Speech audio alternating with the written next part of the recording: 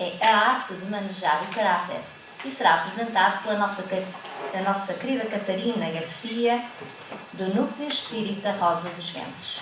Bom dia a todos. Bom dia. Só para confirmar, são 25 minutinhos, certo? 20? Pronto, então tenho de despachar.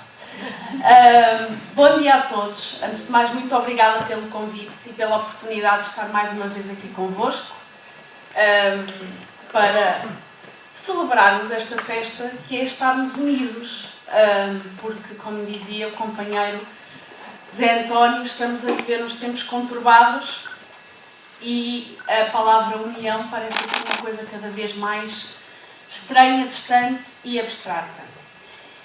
E também um bocadinho com essa ideia em mente e tendo em conta o livro que serviu de base ao nosso trabalho, que é o livro do Walter Barcelos, A Arte Moral de Educar os Filhos, escolhemos o capítulo 3, que é a arte de educar o caráter.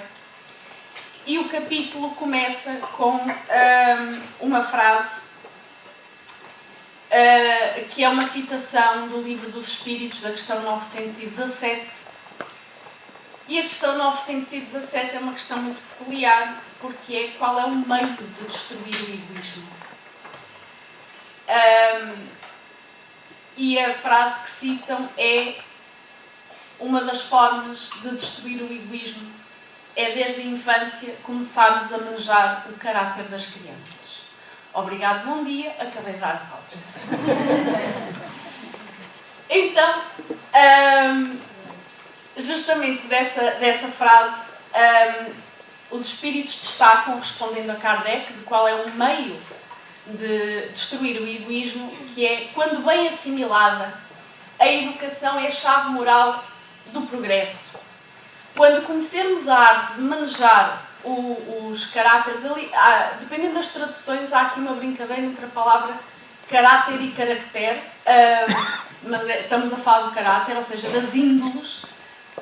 Como conhecemos a de manejar as inteligências, poderemos endireitá-las como endireitamos as plantas novas. E ao longo do estudo deste capítulo do Walter Barcelos, esta ideia do jardineiro, ou seja, alguém que vai tirando as silvas, que vai removendo as coisas menos boas no jardim e poder endireitar para que a planta cresça, vai estar sempre presente. Portanto, a destruição do egoísmo em nós e nos outros vem pela educação. E aqui, este capítulo vai-nos chamando a atenção como é que isto começa. Aonde é que começa a educação? E nós estamos numa escola, fisicamente, estamos no anfiteatro de uma escola, que também é parte da educação dos jovens, mas é só uma parte. Porque o livro chama-nos a atenção que a maior prova de amor dos pais aos filhos é, sem dúvida nenhuma, dar-lhes a educação que lhes renova o destino. Pois são espíritos que estão a vir de um passado normalmente infeliz, subtraindo-os pelo trabalho educacional familiar de condições morais inferiores e desfavoráveis. E aqui fala-se muitas vezes dos pais, mas eu queria que todos aqui entendessem que a pais vamos chamar aqueles que estão a educar, que são os responsáveis, porque nem sempre os pais biológicos são aqueles que fazem a criança crescer.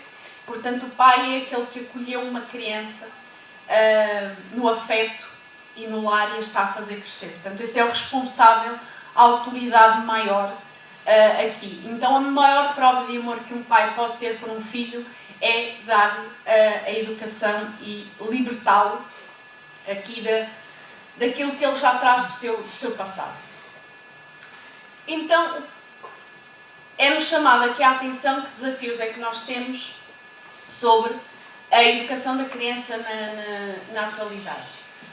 E o autor vai-nos chamando aqui a atenção sobre alguns pontos que eu gostaria que refletíssemos hoje, que é aquilo que eu trabalho ainda, que está passinho a passinho a ser feito nas casas espíritas, por exemplo, que é um complemento da educação que os pais dão aos jovens para eles crescerem.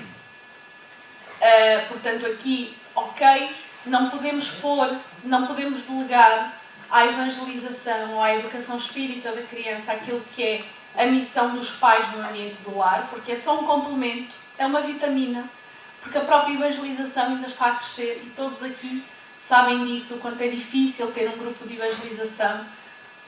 Obrigada, estou a olhar para a monitora da nossa casa, porque é realmente difícil. E a educação das crianças tem outros desafios, ou seja, temos o lar como núcleo central daquilo que é a educação da criança. Temos a evangelização, estamos num contexto espírita, estamos a falar de educação na ótica espírita, portanto temos a evangelização como um suplemento, como uma vitamina, mas que jamais substitui o papel dos pais. E junto a isso, junto a esta junção, há aqui uma grande dificuldade na educação das nossas crianças na atualidade. Lembram-se qual era a frase que dava início? Era uma frase da questão 917 do Livro dos Espíritos, portanto, como destruir o egoísmo. E um dos desafios para destruir o egoísmo é justamente a dificuldade que as crianças têm em combater com o materialismo. Portanto, estamos numa escola, também não deve ser a escola a substituir aquilo que é o papel dos pais, porque aqui é suposto que as crianças aprendam português, matemática, filosofia, a educação física, as artes, outras coisas.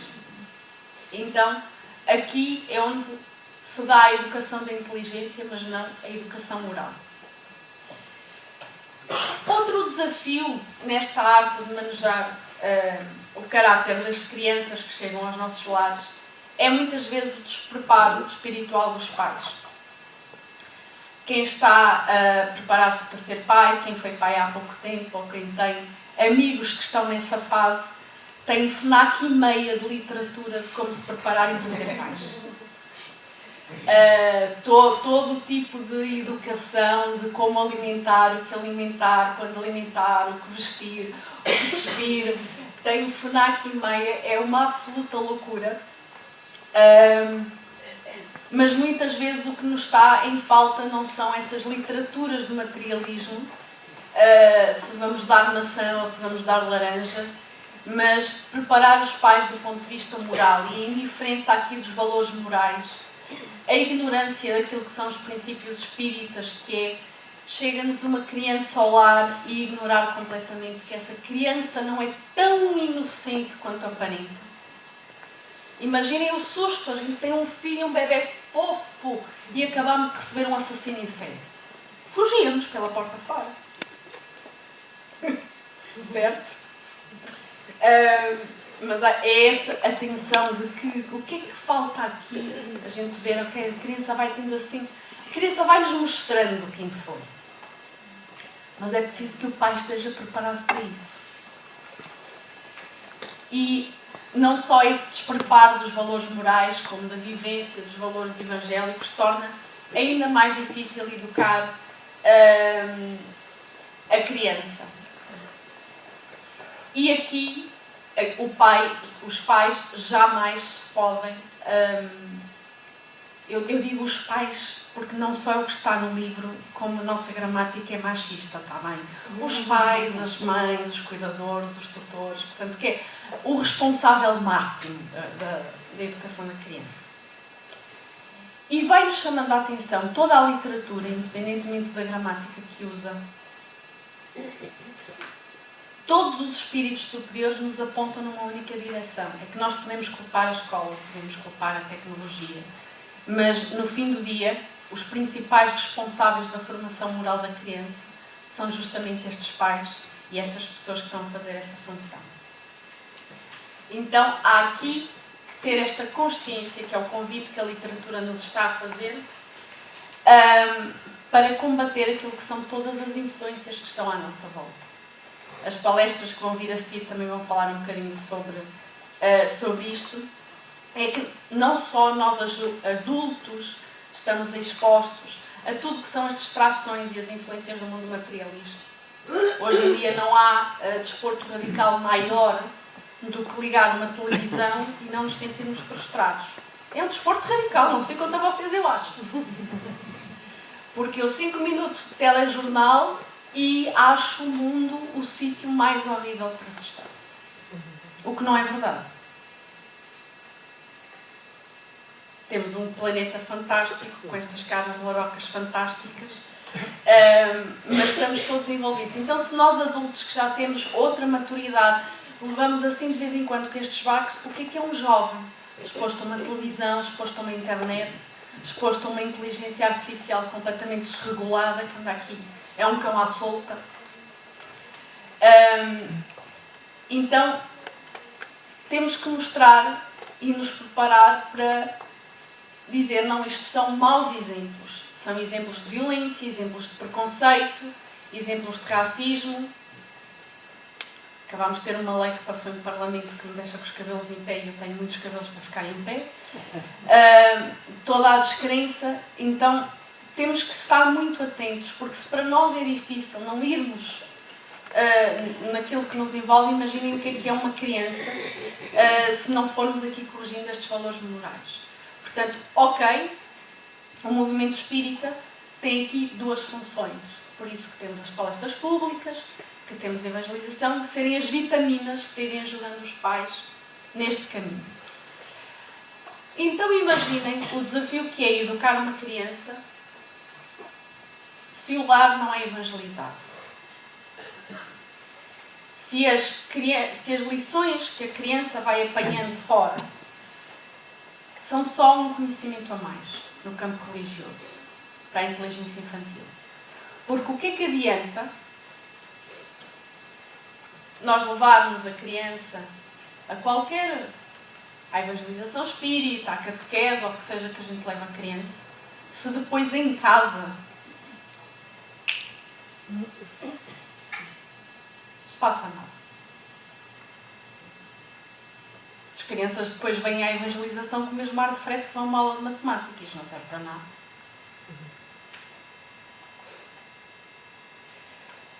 Então, o espírito deve ser cultivado como um campo. Os pais devem trabalhar a terra árida no mundo dos sentimentos dos filhos. Isso lamentamos informar, a literatura não delega isso a ninguém. São os pais.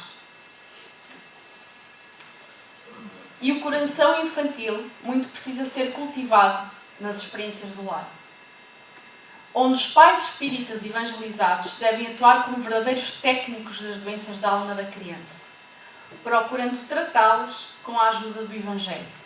Portanto, o conhecimento que nós levamos aqui é uma vitamina. Porque dizer não podes, não faças, o não, que muitas vezes nós temos dificuldade de dizer, é a maior prova de amor que podemos dar a uma criança.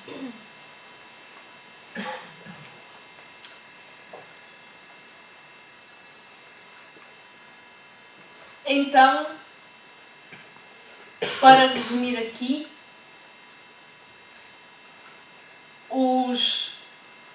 a evangelização e a educação em casa complementam-se, mas um não anula o outro. Porque tudo aquilo que nós podemos oferecer à evangelização espírita é só uma sementinhas, mas que têm que ir para casa, ser regadas, ser fertilizadas, para que elas cresçam.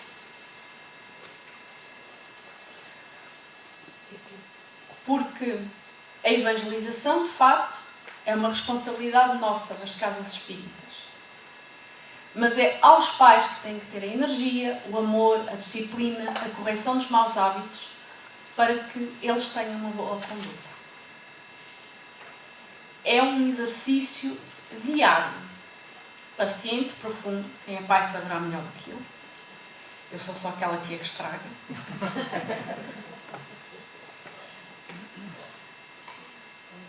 Mas tem que ser porque é quem está todos os dias com a criança que lhes vê as tendências. Que não quer dizer que vão ser bem-sucedidos. Porque a gente não sabe o tamanho do espírito que recebe, o tamanho dos problemas que aquele espírito recebeu.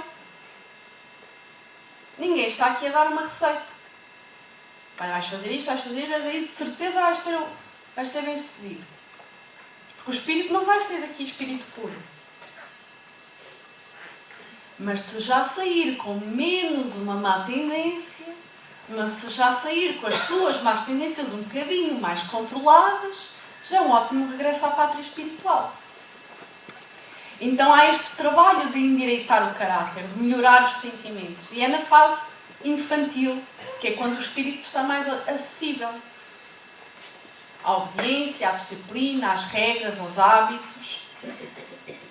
Porque é na infância, até aos 7 anos, que ele ainda está aqui, a literatura diz-nos meio em hipnose, porque o espírito ainda não está completamente ligado ao corpo. Então é fácil, mais fácil, não é fácil, é só mais fácil, ir corrigindo, se fosse fácil.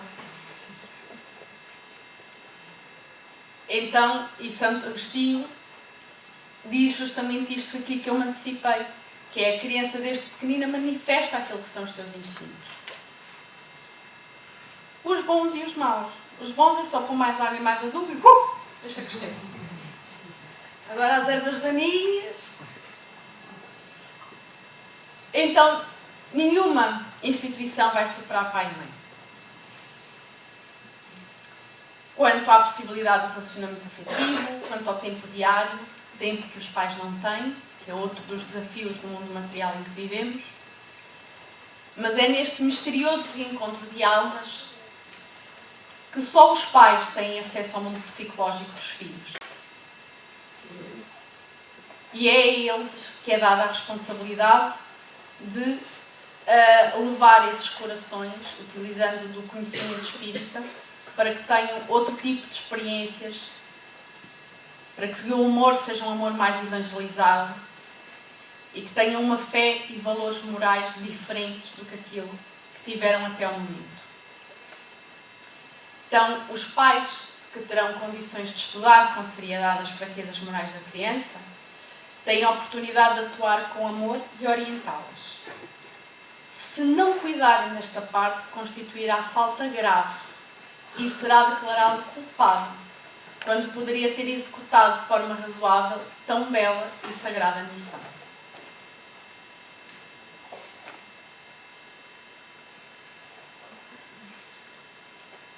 Então, de trabalho de casa, os pais necessitam adquirir esta visão espiritual do cérebro e do coração, do raciocínio e do sentimento. Porque esta arte de manejar os caráteres, como é-nos chamada a atenção no livro dos Espíritos, requer muito tato, muita experiência, de uma profunda observação. E o que nos é pedido é que os pais, o que é que eles têm que estudar? E eu adorei o resumo do livro, que eu pus aqui em pontinhos para nós.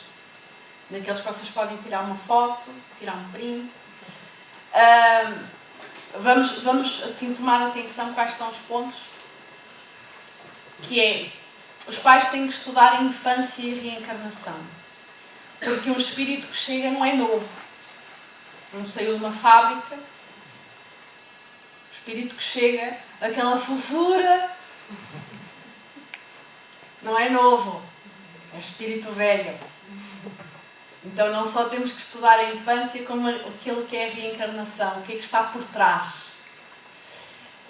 Os mistérios da mente infantil, este processo de reconexão.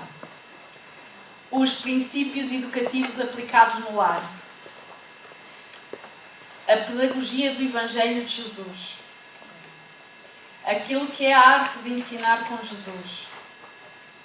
A visão espírita da criança. O Instituto, eu aqui estava com fome, troquei as letras. O Instituto Sagrado da Família. A missão da maternidade e da paternidade. Os deveres educativos dos pais espíritas. Portanto, só e em resumo, a doutrina espírita. De modo a ficarem mais aptos à análise dos instintos, dos bons e dos maus instintos que a personalidade de cada criança faz. Então, o convite para que se aprenda esta arte de instruir o caráter da criança é que sejamos bons jardineiros espirituais. Não só aqueles que são pais, mas aqueles que são tios e madrinhas emprestadas, não é, Catarina?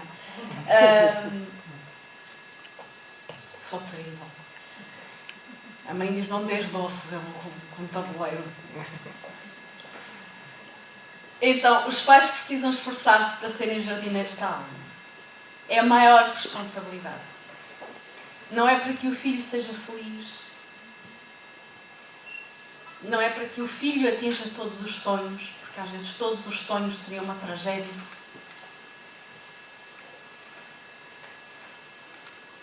É que os pais são quem tem mais direitos e deveres sobre a criança. Portanto, mais responsabilidades. Portanto, é sobre a criança que eles têm que corrigir, proibir e até punir, se for o caso. Às vezes não há maior prova de amor do que um não. Há que trabalhar o coração no reino doméstico. Não é na escola, não é na evangelização, não é no psicólogo, não é no terapeuta ocupacional. O maior trabalho com uma criança está dentro de casa. Então é essas flores delicadas que Deus nos emprestou, é feito o convite a que sejam bons jardineiros da alma. Vigiar o mundo emocional, todas estas ervas daninhas que são as más tendências e impulsos de violência, orientar para as boas maneiras, disciplinar os excessos e abusos, adubar a mente e o coração com fé e amor, regar com constância as palavras e as boas atitudes, podar os vícios e os maus hábitos, limpar o terreno espiritual do lar com um bom evangelho. Ai, um bom evangelho no lar, coisa boa. Com bons pensamentos, boas ações e conduta retilínea. Então, a cura de uma alma pode ser demorada. E não é só numa encarnação. Senão, coitados dos meus pais, eles olhavam para mim.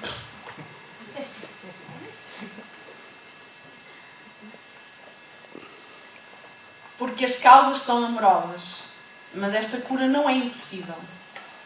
Isso não acontecerá de fato se o mal não for atacado pela raiz. E a raiz de todo o mal e a cura de todo o egoísmo no mundo está na educação. Então, e isto é uma ideia tão profunda que volta a aparecer na questão 685 do Livro dos Espíritos. Não é a educação intelectual, mas a educação moral. E não a educação moral pelos livros, mas aquela que consiste na arte de formar os caracteres, a que dá dos caráteres, a que dá os hábitos, porque a educação é o conjunto dos hábitos adquiridos. E acho que não passei do tempo. Muito obrigada.